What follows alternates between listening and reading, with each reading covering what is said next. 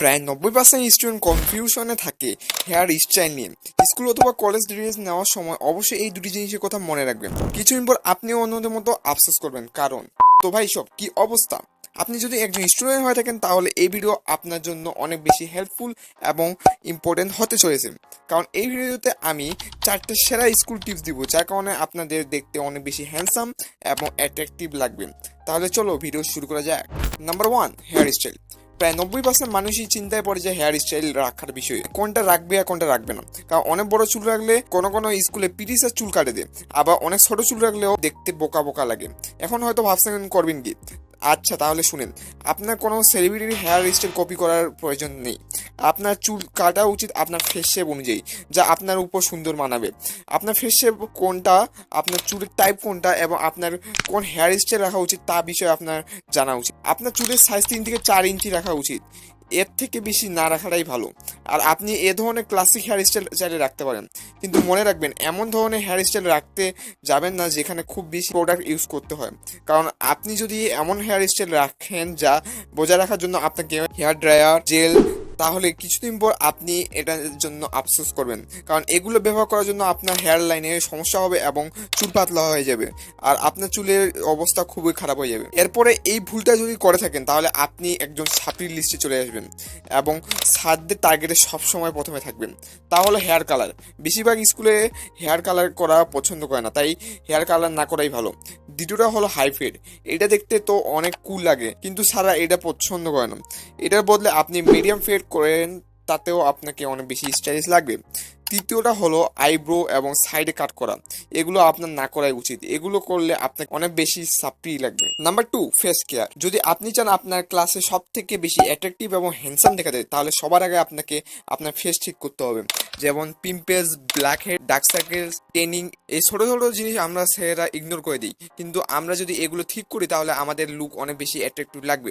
সবার আগে তো আপনি একটা সঠিক ফেস কেয়ার রুটিন তৈরি করবেন, যেখানে ফেস ওয়াশ, ময়েশ্চারাইজার আর সানস্ক্রিন থাকবে। ফেস ওয়াশ আপনার চেহারাকে সুন্দর করে পরিষ্কার করে দিবে, ময়েশ্চারাইজার আপনার স্কিনকে হাইড্রেট করে দিবে এবং সানস্ক্রিন আমাদের চেহারাকে রোদের ক্ষতিকর আলো থেকে রক্ষা করে। সানস্ক্রিন বাড়ি থেকে বের হওয়ার আগে ব্যবহার করেন এবং এইসব প্রোডাক্ট আপনার ফেসের টাইপ অনুযায়ী কিন্তু ব্যবহার করতে হবে।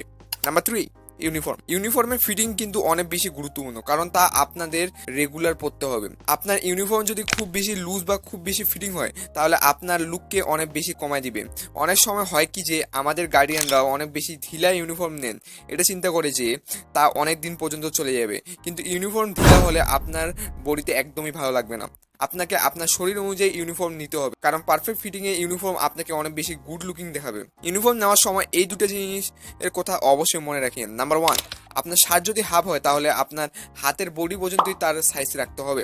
আবার আপনার শার্ট যদি ফুল হয় তাহলে অবশ্যই আপনার হাতের এখানে একটা বোতাম ব্যবহার করার চেষ্টা করবেন, যাতে আপনি খুব সহজে শার্টের হাতাগুলো উঠে রাখতে পারেন। নাম্বার 2, আপনার প্যান্টের সাইজ না এত বড় রাখা উচিত যে যেখানে জুতার সাথে লাগে যায়, আবার এত ছোট করা উচিত না যে পায়ের উপরে উঠে থাকে। আপনাকে এমনভাবে সাইজ করাতে হবে যাতে আপনি কোথাও বসলে আপনার পায়ের মোজার বেশি উপরে যেন না যায়। আরও একটা কথা, আপনার শার্টের কলার সবসময় সোজা এবং সুন্দর রাখার চেষ্টা করবেন। আপনাকে অবশ্যই ইউনিফর্ম ধোয়ার পর অবশ্যই ইস্ত্রি করতে হবে, যার কারণে আপনার ইউনিফর্ম অনেক বেশি সুন্দর দেখাবে।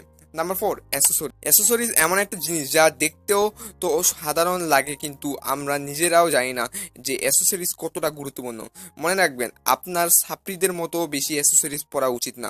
সবসময় চেষ্টা করবেন আপনার যেই রঙের জুতা সেই রঙের বেল্ট অথবা ঘড়ি কেনার, কারণ এর ফলে আপনার আউটফিট অনেক বেশি প্রপার লাগবে। আমরা অনেকে এটা ভুল করি যে স্মার্ট ওয়াচ অথবা স্পোর্টস ওয়াচ ব্যবহার করি, তা করা যাবে না, কারণ এ ধরনের ঘড়ি ডেইলি অ্যাক্টিভিটিসের জন্য নয়। এমনিতেও আপনি যেহেতু ফর্মাল ড্রেস পরবেন তাই স্লিম ফর্মাল ড্রেসই পরতে হবে। আপনার স্কুলে যদি রিং পরা যায় তাহলে আঙ্গুলে একটা রিং পরতে পারেন, আর না যায় তাহলে দরকার নেই পরার। অ্যাসেসরিজের সব থেকে গুরুত্বপূর্ণ বিষয়টা হলো আমাদের ব্যাগ। আপনার অবশ্যই ছাপরি রঙের ব্যাগ কিনে আপনার টাকা নষ্ট করা উচিত হবে না। আপনার ব্যাগ কালো অথবা বাদামি রঙের হওয়া উচিত। স্কুলে তোমার প্রতি সবার আকর্ষণ নেওয়ার জন্য অবশ্যই একটা ভালো ডে পারফিউম ব্যবহার করা উচিত। স্কুলে আমরা অনেক বেশি ঘামে যাই, যার কারণে শরীর থেকে অনেক বাজে দুর্গন্ধ বেরোয়, তাই একটা ভালো পারফিউম ব্যবহার করতে হবে। আর মনে রাখবে ডেইলি বেসিকে কিন্তু পারফিউম ব্যবহার করতে হবে। পারফিউমের কারণে আপনার পাশের মানুষটার আপনার প্রতি একটা ভালো ভাইব আসে। তো ভাই এই 4টি টিপস আপনাকে স্কুলে অনেক বেশি অ্যাট্রাক্টিভ করবে। তো ভাই আজকের ভিডিওর লাইক মাত্র 100টা, যদি পূরণ করেন তাহলে তোমাদের জন্য একটা স্পেশাল ভিডিও আসতে চলেছে।